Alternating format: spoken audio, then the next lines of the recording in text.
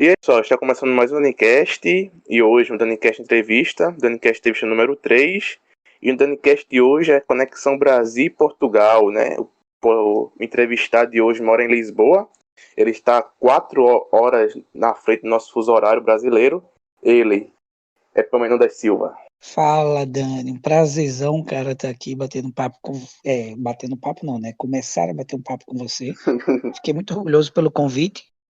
É sempre bom trocar ideias com gente que está interessada em falar de coisas que acrescentem na nossa vida e na vida das outras pessoas, né? Lembrando que eu tô aqui em Sim, Lisboa, sim. mas eu sou pernambucano. Sou pernambucano e de Goiânia, tá? Mas vamos lá, tô aqui. Se quiser, vamos pra frente, pergunta o que você quiser. Goiânia, cidade vizinha minha, que é Condado, né? Eu lembro que eu conheci você, eu acho que foi em 2018 ou foi 2019, quando você fazia um projeto social chamado Ser Resiliente, e você passou na minha escola onde eu cursava meu ensino médio, que foi o ET, aí você estava falando sobre o seu projeto. Eu vou aproveitar essa deixa e já vou perguntar, que projeto era esse? Epa. Sim, é verdade. Eu frequentei em quase todos os colégios de Goiânia. E o nome do projeto era Instituto Ser Resiliente, né? Esse projeto, na verdade, porque é o seguinte, só para eu entender minha trajetória, como é que eu começo isso, tá? Eu sou de Goiânia e meu primeiro empreendimento foi aos 21 anos. E daí eu tive uma academia de dança, aí fiquei 2 anos em Goiânia com o maior sucesso academia, larguei tudo e fui para o Rio de Janeiro. Depois no Rio de Janeiro eu criei várias coisas, tive negócios lá, depois do Rio de Janeiro eu fui para os Estados Unidos. Dos Estados Unidos, quando eu volto, eu decido voltar para Goiânia, que 13 anos depois, que eu sempre tive vontade de voltar para Goiânia, mas eu sempre tive ligação com o projeto social lá no Rio também, enfim. E para Goiânia eu decido voltar para incentivar empreendedorismo, educação financeira e inteligência emocional, que são assuntos que eu gosto, né? E pronto, e cheguei em Goiânia 13 anos depois e fui revendo os amigos, fui vendo algumas pessoas e fui estrategicamente pensando na criação do projeto. Até que um amigo meu, Bosco, que tinha aquela casa lá que estava parada, uma casa enorme no centro da cidade. Eu pedi a casa emprestada, falei, ó, eu banco aqui a reforma, todas as questões, e vamos ser a sede do projeto. E aí pronto, ele emprestou, confiou, a gente fez uma pequena reforma com parceria, com os amigos ajudando, e lá virou a sede, e pronto, e depois a gente também criou uma barbearia, a barbearia do IPA, para o projeto de saúde sustentável, e abriu um café lá dentro e pronto, e a gente fazia ações lá, fez muitos eventos, parceria com o Sebrae, muitos cursos de empreendedorismo, tinha rodas de encontro lá, eu fazia atendimento social como coach,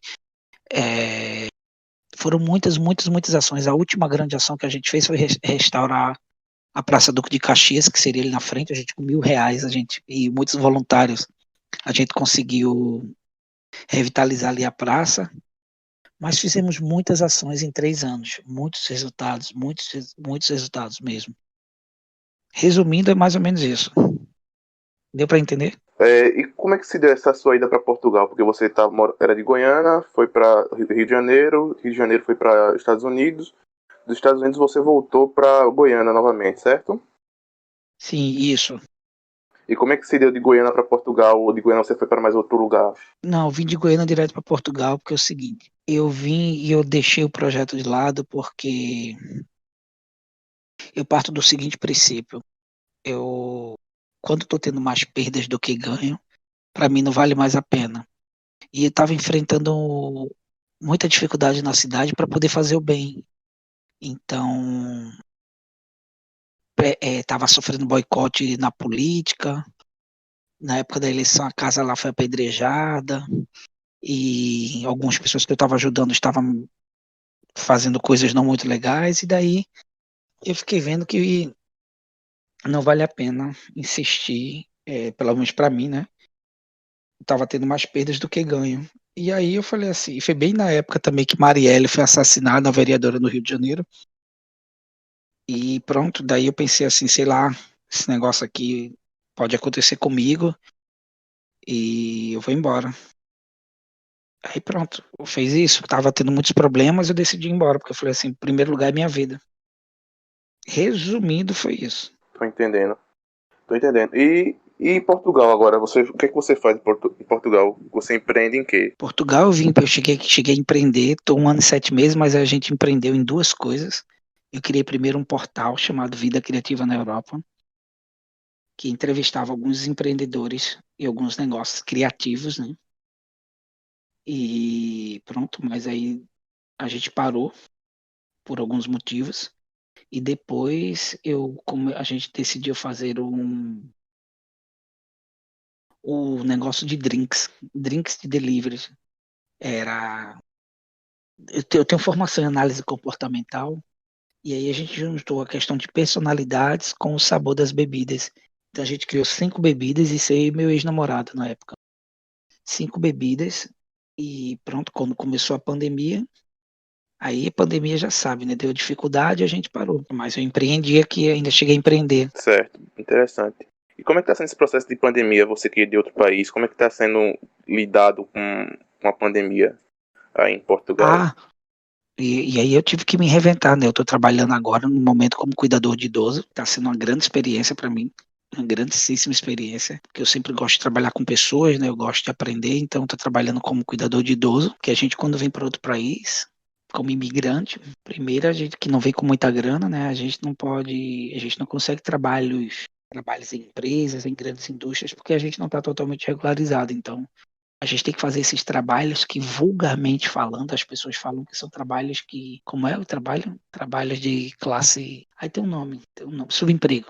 Chamam subemprego, que na É verdade não é subemprego. subemprego, né? Pronto, então quando a gente é imigrante, a gente vem com pouca grana, tem que trabalhar como pedreiro, marceneiro, cuidador de idoso, essas coisas assim. Mas pronto, e em relação à pandemia, o país agora tá começando a reabrir, porque os casos estão diminuindo. As pessoas aqui, os governantes, eles conseguem seguir o que tem que ser seguido determinados, porque as resoluções vêm da União Europeia, cada país vai vendo o seu, então o governante. Portugal estava sendo exemplo ano passado, aí final de ano aumentou muito e virou o primeiro país da Europa com mais mortes. Aí eles fecharam tudo novamente e agora já está voltando ao normal porque já está sendo o país com menos mortes. Então, pronto, eu não fiquei sem trabalho, estou 1 ano trabalhando, porque eu trabalho na parte de com pessoas, né, com idosos e precisa muito. Mas muitos brasileiros voltaram, foram embora. Muitos restaurantes fecharam, muita coisa fechou também, igual aí no Brasil, igual no mundo inteiro, né? Mas para mim, particularmente, não foi muito atingido, não. Certo. O seu primeiro empreendimento foi aos 21 anos. Antes disso, você já tinha vontade de empreender? De onde vem essa vontade de empreender aí, essa veia empreendedora sua? Primeiro que antes disso eu nem sabia o que era empreendedorismo. Aí em Goiânia, em Pernambuco, a gente fala comércio, né? Eu nunca sonhei em criar comércio. Na verdade, quando eu era criança, eu queria vender picolé, porque eu achava bonito os meninos vendendo picolé na carrocinha. E aí minha mãe não deixou, mas eu não ficava pensando em ser empreendedor, empresário, nada não. Eu gostava de fazer essas coisas. E na escola eu era o líder, eu que criava os eventos. Mas eu também nunca pensava, eu não pensava, sabia nem o que eu queria ser. Eu sabia, eu fazia teatro, eu era artista, eu jogava, fazia tudo um pouco. Mas eu não tinha um sonho de fazer muitas coisas nisso, não. Até que surgiu essa possibilidade da academia, porque eu estava fui convidado para dar aula em uma academia e de dança, né? Sendo que eu nunca tinha sido professor, só porque o cara me viu dançando no trio elétrico, eu estava no carnaval e chamou um cara para dançar, eu fui, eu vou. Aí academia Aquários até. Aí o cara gostou, eu falei, não, tá maluco. Na época eu não era um gay assumido também, né? E aí eu namorava meninas. E aí, interior, naquela época, eu fiquei pensando, não, vou dar aula de dança, ok, depois os meus amigos vão me chamar de viadinho. Mas aí, como eu gosto de desafio, eu pensei, por que não? Eu vou ganhar meu dinheiro. Resumindo, fiquei 1 ano lá, fiz uma clientela absurda, as pessoas ganhavam muito pouco. As alunos gostaram de mim, no final do ano, eu decidi sair para abrir minha academia. Minha mãe me ajudou, e aí eu fui abrir uma academia lá no Goiânia Shopping, e foi muito sucesso, tinha mais de 100 alunas, e pronto. E foi assim, surgiu assim, não tinha essa coisa de sonho de empreender e nada não. E agora, e desde então, na verdade, né, eu virei assim, um amor por empreendedorismo muito grande, né? Então, virou uma coisa na veia, né? Então, tudo a gente vê oportunidade, tudo a gente quer criar, quer abrir. E isso também é um problema, porque às vezes perde foco e você fica perdido. Essa questão de sonho, você disse que no começo você não tinha um sonho assim de empreender, de ser empresário, nem nada. E agora, você tem algum sonho? Qual é o seu sonho atual? Cara, sonho, eu não tenho, não. Sonho não. Ou algum Eu projeto desejo grandioso? algumas coisas. Algum projeto grandioso, assim? Não, grandioso também não tem mais projeto grandioso, não. Essa estadia, essa vida aqui em Portugal está me ensinando muito. Tenho desejos, eu quero criar, eu quero realizar. Eu estou estudando muito mais comportamento humano agora que eu sempre estudei, mas eu era desfocada, agora estou bem mais, cada vez mais na minha área, porque eu tenho formação. Eu tenho algumas formações na área de comportamento humano, mas eu nunca foquei muito. De onde vem esse teu interesse aí por comportamento humano, de área humana? Desde criança, cara, desde criança eu já gostava de ouvir as histórias das pessoas, as meninas que trabalhavam na minha casa. Eu ficava sentado ouvindo as histórias delas, eu também gostava de ajudar as pessoas. Isso foi desde novo, desde sempre tive isso. E aí, como eu sempre fui muito desfocado, eu realizo, eu boto na minha cabeça, eu vou lá e crio. Mas eu percebi, eu descobri um problema que eu tinha, porque eu tinha vários negócios, mas porque meu problema era, eu só tinha tesão em criar, trazer existência, mas eu não tinha tesão em ser empresário e ficar administrando e focar no dinheiro. Que aí, por isso que eu tive vários negócios, que isso é uma merda, né? Mas pronto, e aí eu só vim entender isso esse ano. Que eu tava, era uma fuga minha, que eu ficava querendo provar para mim mesmo, para outras coisas, para outras pessoas, em que eu posso realizar tudo que eu quero. Só que isso é uma merda, porque se você abre um negócio tem que ter lucro, né? E aí, pronto. Uhum. E aí, sobre essa questão de comportamento humano, eu venho me analisando, venho estudando muito, e já atendi algumas pessoas também, de vez em quando atendia. E agora eu estou, digamos que, totalmente focado nessa questão de comportamento humano, com espiritualidade. E o meu caminho é esse. Eu não tenho mais grandes sonhos, grandes desejos, eu estou seguindo a trajetória, seguindo os caminhos, um dia por vez, e sabendo o que eu quero. Antes de entrar do assunto de espiritualidade, eu quero entrar na questão que você disse que é guia assumido. Como é que foi essa questão aí de como foi lidar com isso? Do fato de você se assumir pro mundo, quem você é?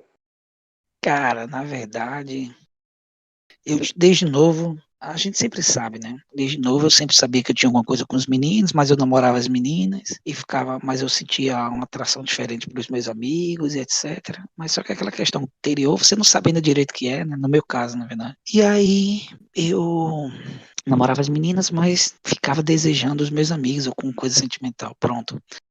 Até que um dia eu tive um relacionamento com um menino aí, acho que foi no mesmo na época que eu tava abrindo minha academia, aos 20 anos, eu acho. E aí minha mãe descobriu, né, porque ele tava muito na minha casa como amigo, e eu assumi. Ela desconfiou, ela perguntou e eu assumi. E aí ela recebeu de boa também. No começo ela chorou, mas aí pronto, foi mais fácil para mim. Eu nunca tive muito esse sofrimento que as pessoas têm seus expulsos de casa, etc. Não.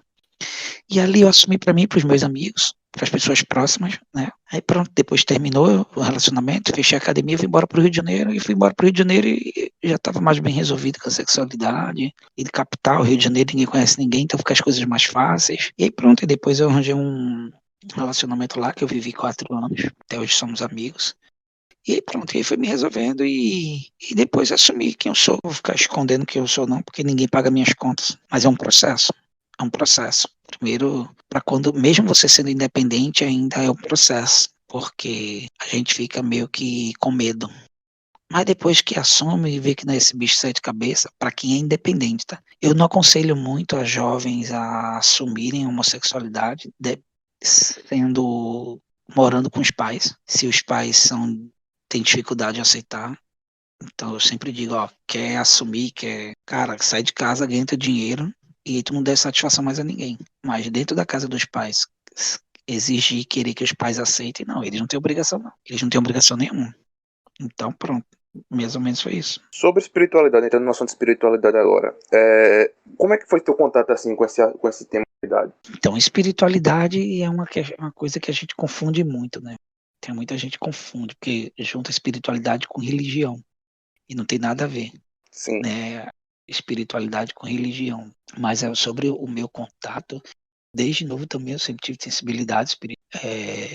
Minha família sempre foi muito ligada nessas coisas. Eu tinha uma tia-avó que ela tinha um centro, um terreiro de Umbanda, né, que chama Terreiro de Macumba. E eu pequeno eu já ia lá ver como era, eu gostava de ver. Eu gostava de me consultar com os espíritos.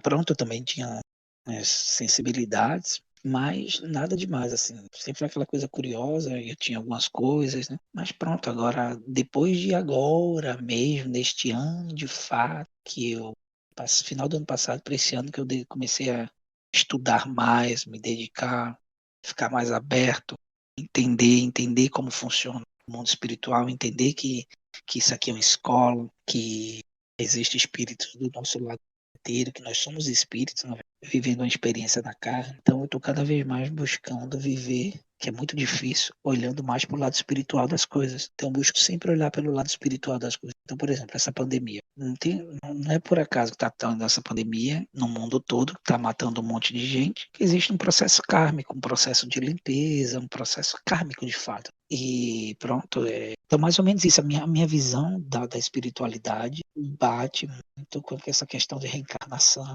que o espiritismo de Chico Xavier, essa linha que Chico Xavier defende, que o espiritismo kardecista que chama, que não é Kardec, não é a religião do Kardec. Eu me identifico com algumas filosofias orientais também, como o taoísmo, o budismo, também gosto. E pronto, e aí eu... Certo.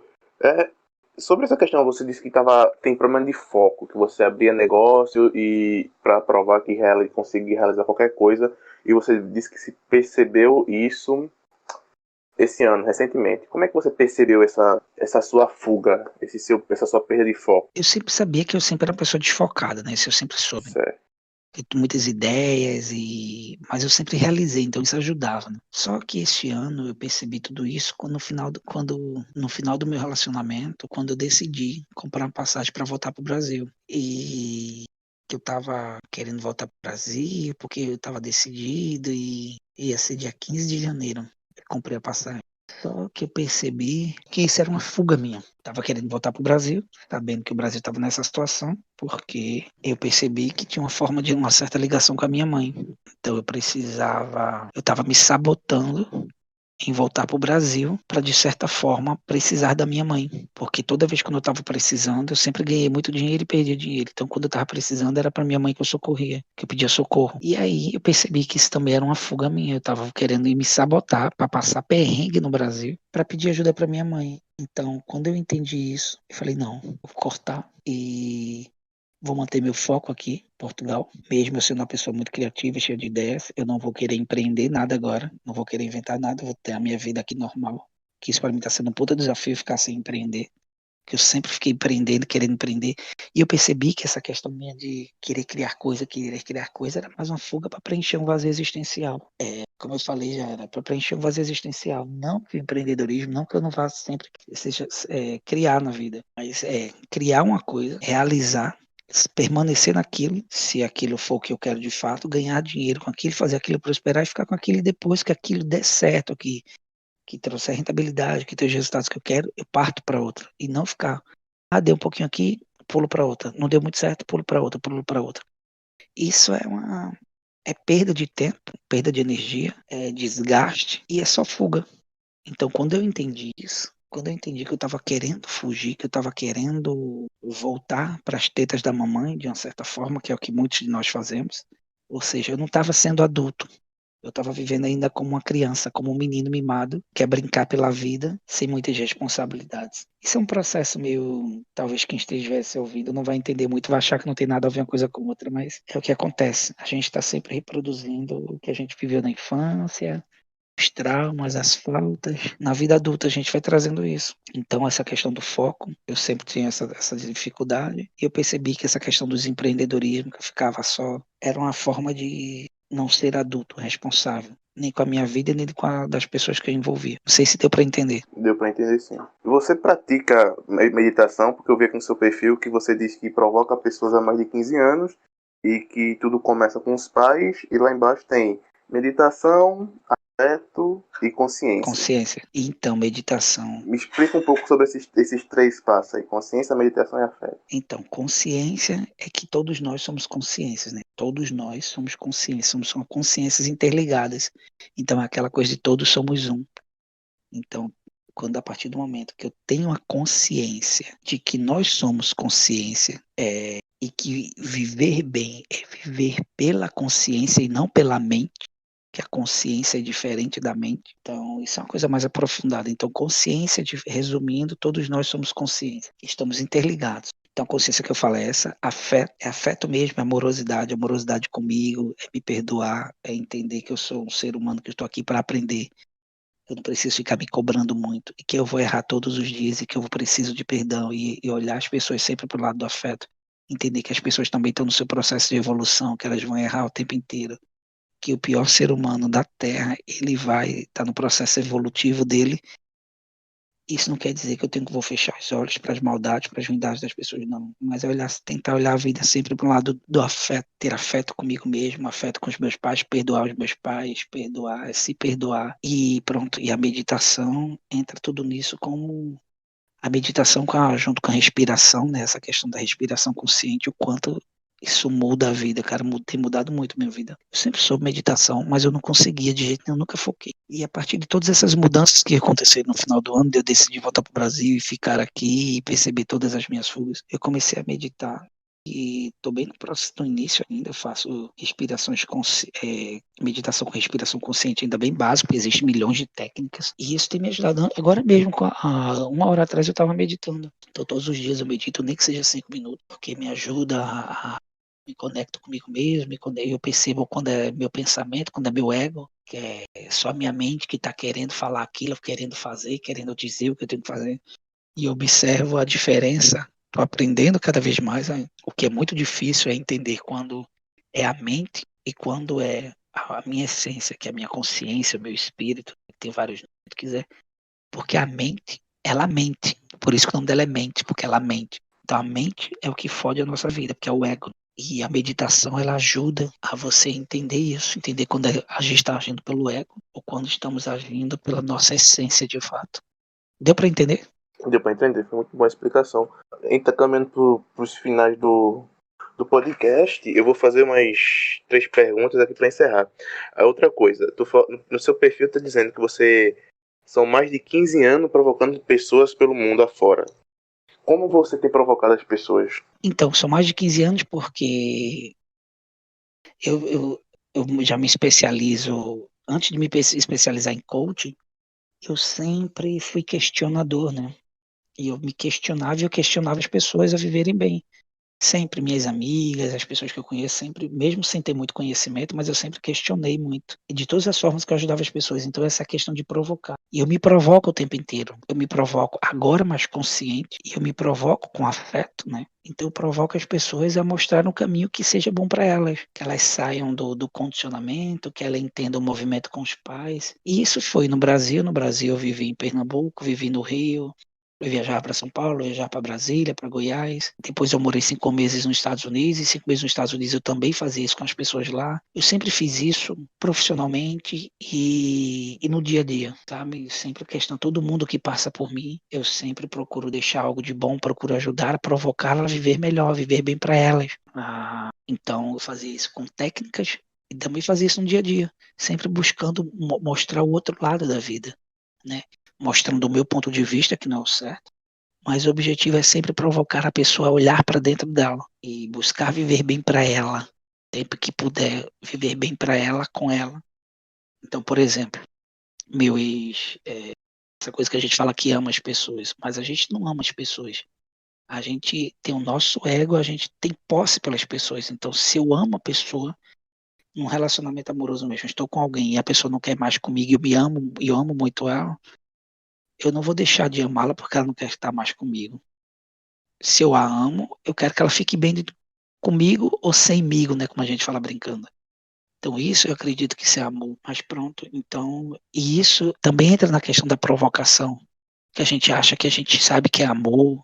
E talvez nem eu saiba, mas eu estou no caminho. Então, sempre durante, eu digo, mais de 15 anos, porque são os momentos que eu percebo que eu fazia intencionalmente e fazia sem ter consciência dessas provocações das pessoas olharem para si e buscarem viver para elas.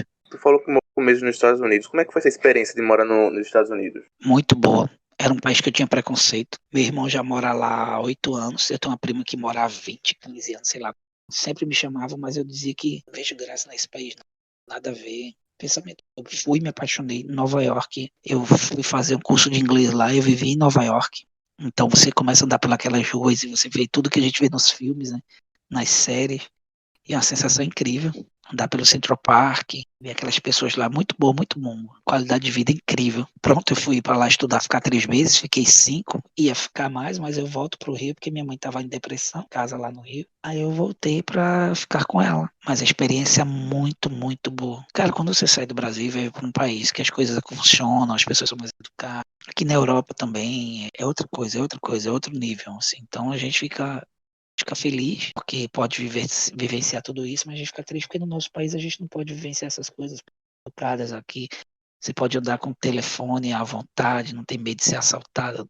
Não que seja perfeito, mas essas coisas básicas a gente tem aqui, sabe? Tem, as pessoas são educadas, a gente tem a coisa do ir e vir, a gente sabe para onde é que está indo o dinheiro dos impostos, das coisas, mas é isso, assim, tanto nos Estados Unidos quanto aqui. E são estilos de vida diferentes, né? Também Estados Unidos e Europa. A Europa tem um estilo de vida mais tranquilo. Sua opinião sobre a política atual do Brasil? Um desastre, mas eu busco olhar pelo lado espiritual também nisso, porque nada é por acaso, então.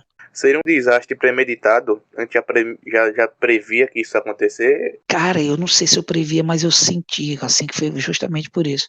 Eu senti quando eu estava na eleição, que eu percebi que aqui Bolsonaro ia ganhar, eu falei, mais um motivo para eu sair do Brasil, porque eu sou gay, esse homem ele é homofóbico, e ele incentiva as pessoas. Tanto que na época da política, da eleição lá, tinha vários casos no Brasil de homossexuais sofrendo perseguição em lugares do Brasil, mas não só isso, né? Isso pensando em mim, mas eu sentia mais ou menos do que poderia vir com ele. E aí juntou toda a minha insatisfação com os projetos que eu estava fazendo, com essa questão, e eu decidi ir embora. Mas olhando para o lado espiritual, o Brasil precisava passar por isso, precisa passar por isso, então são escolhas, né? E cada escolha é uma renúncia, pronto, e precisa passar por isso. Agora, quando o Bolsonaro sair, vai ver o que é que ficou, né? Quais são as lições que vão tirar a partir de agora. Precisa o povo ser responsável, entender o que fez, quem votou, né? Quem não votou também, mas todo mundo sofre. E pronto, e ver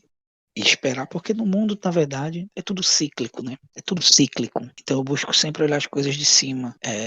O mundo já teve muitas guerras, já teve muitos desastres, já teve muitas injustiças. A gente está vivendo a melhor época da vida de todos os tempos, mesmo com toda a tragédia. A gente tem todas essas facilidades, pode ligar, pedir uma comida. Olha o que a gente está fazendo agora. Estamos a um oceano de distância, né? E do outro lado do mundo, né?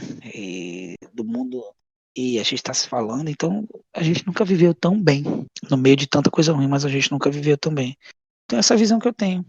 Politicamente eu fiquei feliz com essa questão do Lula. Feliz não, né? Assim, satisfeito, porque a gente sabia que aquilo ali, Lula, ele não tinha nenhuma prova, fato, concreta contra ele, né? Eu vi os depoimentos contra o Sérgio, na época que o Sérgio Moro fazia as acariações com ele.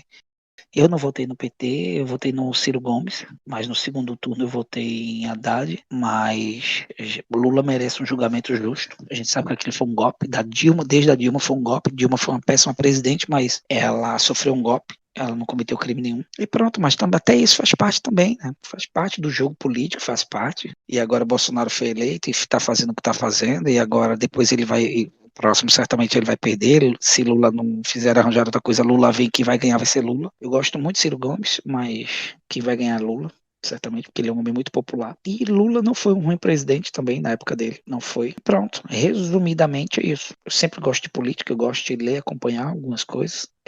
Sei todos os políticos que eu votei e nenhum tem ficha suja, nenhum tem um problema até agora. Então eu estou muito satisfeito com as minhas opções de voto e busco essa consciência, né? Busco não ser manipulado, então busco sempre ler os dois lados para não ser manipulado e ter minha opinião. E resumidamente é isso. Se você tivesse que dar um conselho para um jovem ou para um adulto, que conselho você daria? Um conselho para a vida? Cara, o conselho que eu daria, não vou dizer conselho, não, uma dica, né? Busque autoconhecimento.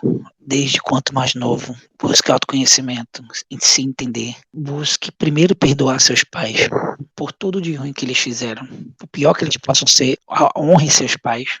Honre pela vida que eles deram, porque quando a gente não honra nossos pais, quando a gente vive em guerra com nossos pais emocionalmente, a gente só tá se ferrando. Só quem perde somos nós, porque pai e mãe é uma força muito grande dentro de nós. Então, parar de ficar julgando e olhando as merdas que eles fazem e resolva isso o quanto antes, porque se você não resolver isso o quanto antes, a sua vida adulta toda a sua vida vai ser pautada em cima disso. Você vai foder a sua vida, porque tem coisas mal resolvidas, e quanto mais você disser assim, ai, não quero ser igual ao meu pai nunca, nem igual à minha mãe nunca, é exatamente igual a eles que você vai se tornar. Se eu digo por experiência própria, por ver, por estudar, então eu acho que esse é o maior conselho, a maior dica que eu poderia dar é autoconhecimento, se puder meditar, se puder não ser escravo dos meios de comunicação, se puder não ser escravo dos eletrônicos e buscar autoconhecimento, espiritualidade e resolver questões com pai e mãe. Fora isso, sua vida vai ter muitos, muitos, muitos problemas. Quer dizer, problemas a gente sempre vai ter, mas eles vão ficar muito maiores e você vai atrasar um monte a sua evolução. É isso que eu tenho tentado fazer pelo menos. Para encerrar a última pergunta, o que é a vida, Pamela Luz? A vida é respirar. A vida é evolução. A vida é isso. A vida é evolução. Partindo do princípio, todos nós somos espíritos, né? Então, a vida é um eterno aprendizado, uma eterna evolução. Sabendo que a gente vai tá aqui para aprender. Então, aprender quando eu passar aí desse plano desencarnar, eu volto para o plano espiritual, que é a nossa casa. E aí eu vou observar meus erros, que foi que eu fiz de erro, de bom. E aí depois eu reencarno de novo para melhorar. E assim vai. Até eu seguir, até a gente virar luz de fato, né? Até a gente chegar a virar luz. Então a vida para mim é respirar e evolução. Cara, foi bom aqui bater esse papo contigo, conversar contigo, trocar essa ideia. O momento agora é seu, você tá livre para falar o que você quiser, suas considerações finais aí. Primeiro eu quero te agradecer, eu não te conheço, né? Você me acompanha no Instagram há um tempo, né? A gente de vez em quando troca umas figurinhas ali, eu acho muito legal. Fico feliz de ver jovens que estão se interessados nesses assuntos que muitos acham chatos, né? Espiritualidade, autoconhecimento, etc. Uhum. Desejo que você encontre-se na vida também, que você siga seus caminhos e viva de acordo com sua essência, né? Encontre sua essência e consiga vencer os obstáculos que a vida vai trazer, né? Consiga diminuir o impacto dos sofrimentos, tirar sempre proveito positivo de tudo que acontece de ruim. Esse é o desejo para você, que eu desejo para todo mundo. E pronto, tô por aí. Vamos na minha jornada é essa, tô aprendendo, errando e seguindo. E agradeço mais uma vez. Se precisar, tô por aqui. E parabéns pelo projeto. Eu que agradeço, foi muito bom ter. Parabéns pela iniciativa. Foi muito bom ter você aqui no podcast. Foi uma experiência em tanto ter essa conversa com alguém que já empreendeu muito, que está nessa jornada de autoconhecimento. Aqui o podcast, pessoal, o podcast está disponível nas 3 principais plataformas, que é o Spotify, o Google Podcast e o Anchor. O podcast também está saindo toda segunda, quarta e sexta no YouTube. Você pode também me acompanhar seguindo minha rede social, que é @DaniFelps, DANIF_LPS. E você pode também acompanhar o podcast pelo Instagram do podcast, que é DaniCast, _DaniCast. Né? Você pode mandar suas perguntas, suas dúvidas, seus comentários também pelo nosso e-mail, que é daniscast@gmail.com. Uepa, você quer divulgar sua rede social? Meu Instagram é @oepasilva. Oepa Silva. Com 2 P's. Então a gente fica por aqui. Espero que vocês tenham gostado. Fui.